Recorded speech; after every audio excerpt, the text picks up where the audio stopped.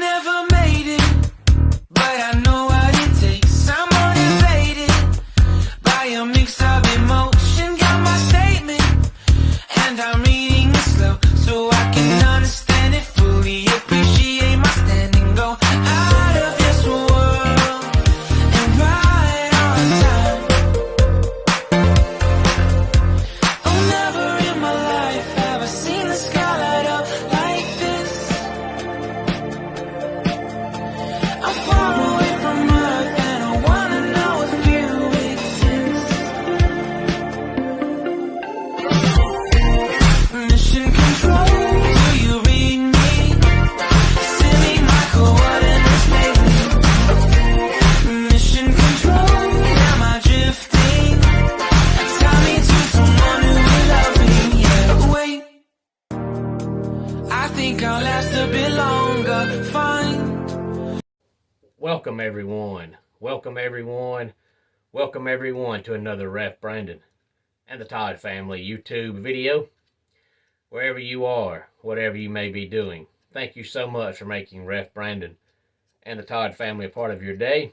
We always greatly appreciate it. Let me start out the video by saying that hopefully I will be seeing a lot of you this afternoon at 6687 Highway 72 W, Colbert, Georgia, for some Ultimate Wrestling Federation action. And all of you that follow us on YouTube at Ultimate Wrestling Federation, I hope you watched episode number 2 of Ultimate Wrestling Federation, which aired originally yesterday morning at 10 a.m. Of course, you can go back and watch it at any time. But on to some college football from yesterday and Friday night. Friday night, UTSA defeated Middle Tennessee State by the score of 45-30. Boise State defeated San Diego State by the score of 35-13. And then the late game, Friday night, UCLA defeated previously undefeated Washington by the score of 40-32. Now UCLA this week will play Utah. That should be a great game.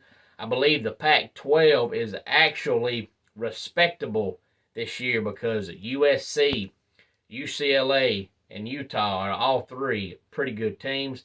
That's good for the Pac-12 because it's been pretty dreadful now for the better part of 4 or 5 years. There's usually one team that's good, and the rest of the conference is just flat out pitiful. But this year it's pretty respectable. But there was 3 games this weekend that featured 2 teams facing off against each other where both teams were 4-0, and one of them was that game from Friday night where UCLA defeated Washington. And before we talk about all the games from yesterday, first I want to say that now that we have 1,000 subscribers, I'm going to try to start doing a little bit more on occasion. Not all the time, but I am going to try at least 1 or 2 times a week to post 2 videos a day. I'm trying to add more and more to the channel as the channel grows. That way you can tell your friends, tell your family that there's always something different. So I'm going to try to start once or twice a week posting 2 videos a day. You never know what the second video might be, so be on the lookout for that. And also, I want to know, did anybody wake up Green Day? And of course, if you're a follower of modern day pop rock music, you know that a few years back, Green Day had that song that said, "Wake me up when September ends." Well, September's over with, so hopefully somebody has woken up Green Day to tell them September is over with. But on to all the games from yesterday worth talking about anyway. Michigan defeated Iowa by the score of 27-14. It was actually 20-0 Michigan going to the fourth quarter, and Iowa scored 2 touchdowns in the fourth quarter to make the score look respectable, but their offense was dreadful through the first 3 quarters. Ole Miss beat Kentucky by the score of 22-19, and those of you that follow me on Facebook might have seen the picture I sent out yesterday of Will Levis. His poor middle finger on his non-throwing hand got jammed, and it looked flat out awful. He's a tough man because he stayed in the game, and luckily it was his non-throwing hand, but it still looked bad. But Ole Miss is now 5-0 on the season. That was the second game of the weekend that featured 2 4-0 teams facing off. But the strange thing about Ole Miss this year is they just cannot throw the ball. And of course, we know it's not Lane Kiffin, because as long as Lane Kiffin's been around, he's always had a great passing attack. And this year, Ole Miss has the receivers, but it seems like no matter what quarterback they play, they just cannot throw the ball this year. So they're having to rely on the run game, which is a different for Lane Kiffin team. But hey, 5-0 is 5-0. And then if you follow the channel, you know before the season started, I said I thought Purdue had a chance to not be a top 10 team, but had a chance to win 2 or 3 games they had no business winning. And yesterday was one of those games. They defeated Minnesota 20-10. Purdue actually scored 10 points in the first quarter and went up 10-0, and did not score in the middle 2 quarters, and Minnesota tied the game at 10. But in the fourth quarter, Purdue put up 10 points to win the game 20-10. And then Kansas State, coming off their win last week over Oklahoma, they defeat Texas Tech by the score of 37-28. And Adrian Martinez is finally getting to show that he was not the reason that Nebraska was so bad, because he's now 4-1 at Kansas State this year. He only threw the ball 19 times yesterday, but he also had 171 rushing yards in that game yesterday. And then speaking of Oklahoma, we had Oklahoma just getting absolutely throttled by TCU. The Horned Frogs win the game 55-24, but it could have been a lot worse. They had 40-plus points in the first half. Oklahoma's defense looks absolutely pitiful.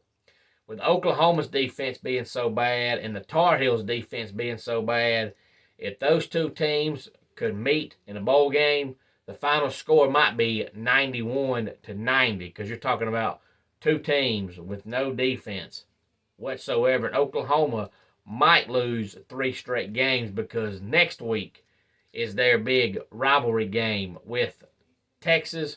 It's always the second Saturday in October. And of course, a lot of people are already claiming that Oklahoma's problem is Brent Venables. It's way too early to blame the problem on him, and especially considering how bad he wanted that job and how bad the Sooners wanted him. They're not about to run him off, but you can't bring in a guy who's never been a head coach before and expect him to fix all the issues right away. Now, is he over his head? He might be, but you don't know that through 5 games. So it's going to take a while to find out whether or not he's over his head. But their defense right now does look absolutely pitiful. It ain't showed up at all the last 2 weeks.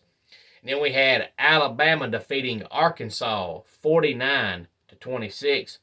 Alabama got out to a huge lead, and Arkansas actually made it a close game, got the lead down to 5 at 28-23, and then Alabama ran away with it. Of course, Bryce Young got hurt in the game, but at last check, there's no timetable for his return on how long he'll be out.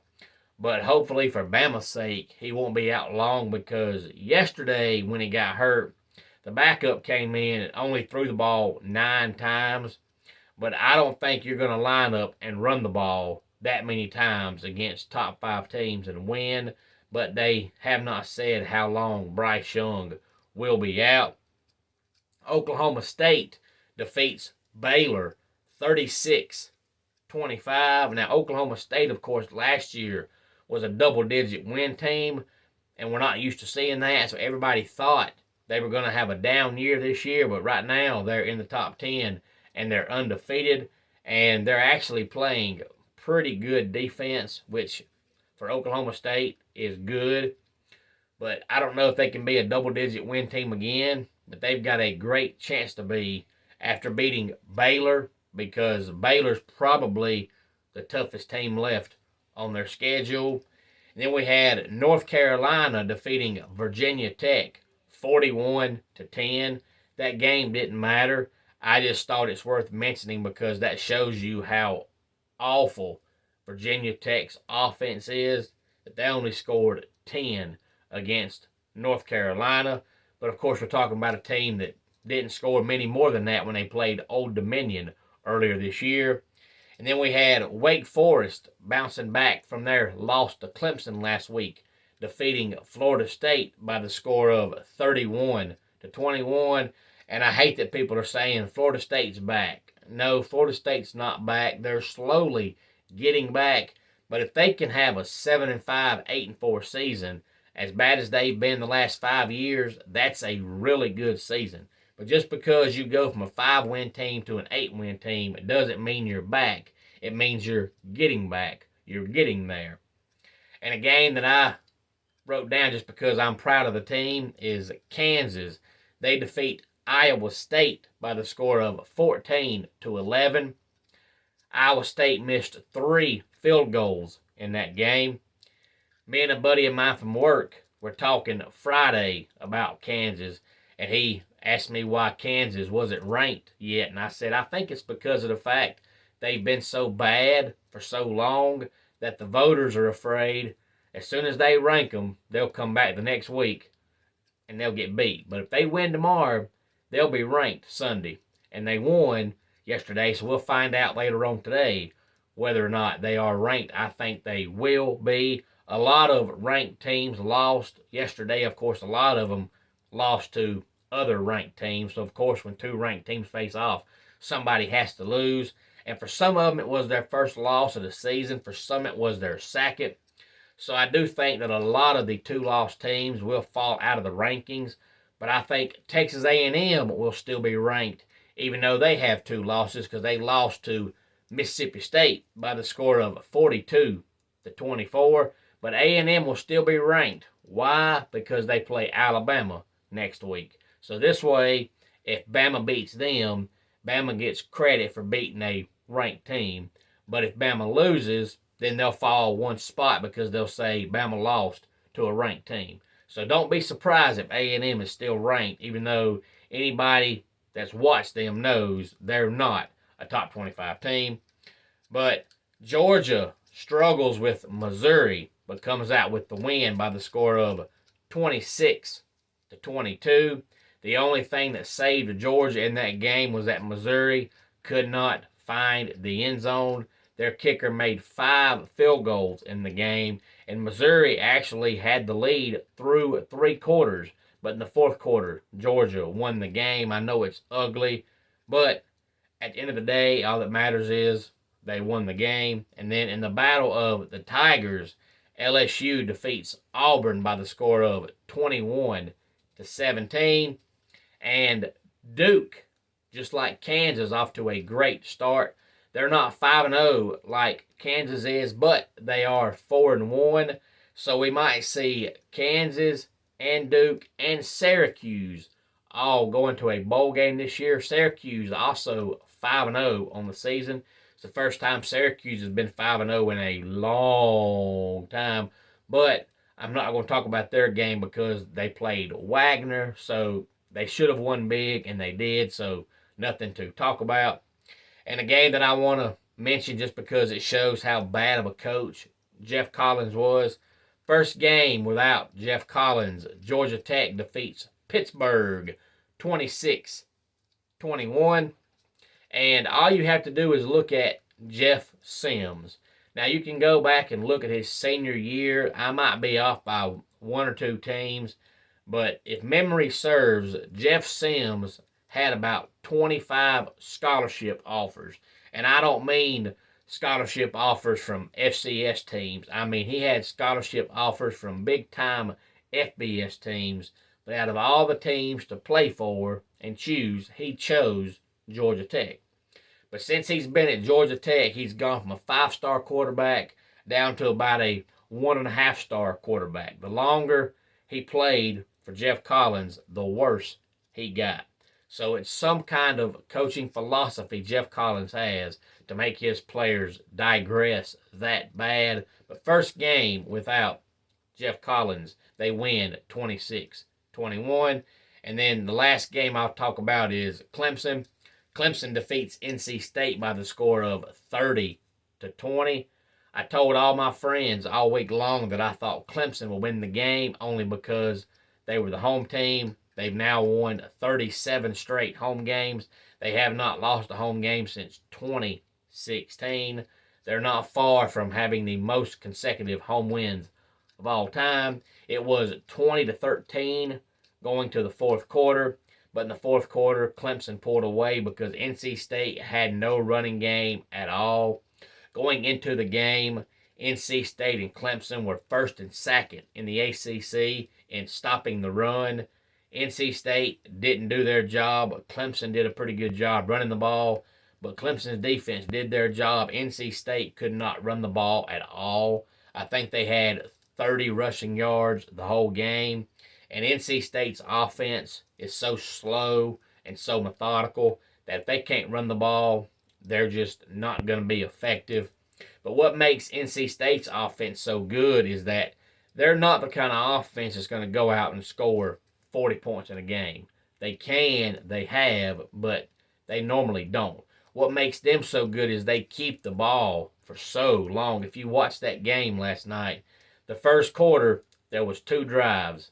Clemson got the ball first, had 1 drive, and then NC State got the ball and kept the ball for the entire rest of the first quarter. I think they kicked the field goal and made it 3-3 with like 12 seconds to go in the first quarter. So each team had 1 possession.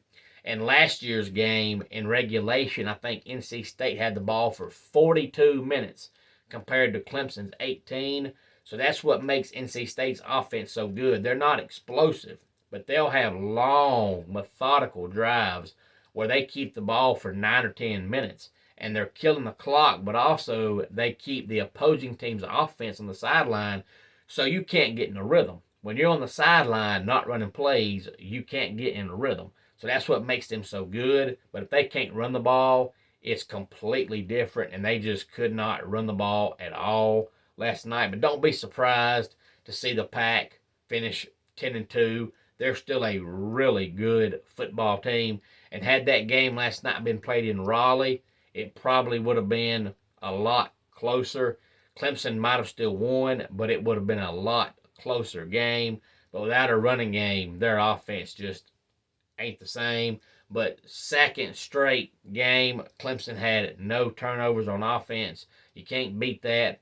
DJ completed, I think, right at 70%. That's great again. That's 2 straight games with no dropped passes. We had one by Bo Collins that some will say it dropped, some will say it not. But to me, if the ball touches your hands, even if it is a little bit beyond your reach, if it touches both your hands, you should catch it. But outside of that, the first 3 games, our receivers couldn't catch a cold. The last 2 games, it's been a lot better. But we'll wait and see what the new poll looks like when it comes out later on today. But I got a feeling since Georgia struggled with Missouri and Alabama beat Arkansas, who was ranked, that Bama will be the new number 1 team. But I might be wrong. That's just my personal opinion. But let's go ahead and get our dad joke of the day in here. Never buy anything Velcro. It's a total ripoff. And that wraps it up for today's Ref Brandon and the Todd Family YouTube video. Until next time, it's Ref Brandon saying, just like in pro wrestling, life can be over by the count of 3. Tell your friends and family how much you love them. Bye.